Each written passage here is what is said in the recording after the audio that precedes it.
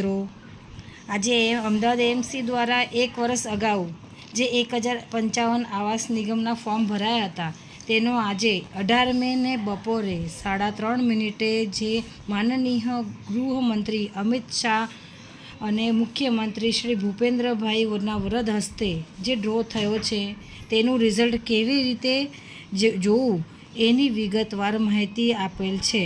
એને તમે ક્રોમમાં જઈને કેવી રીતે ખોલી શકો છો. જે ઓપન કરાય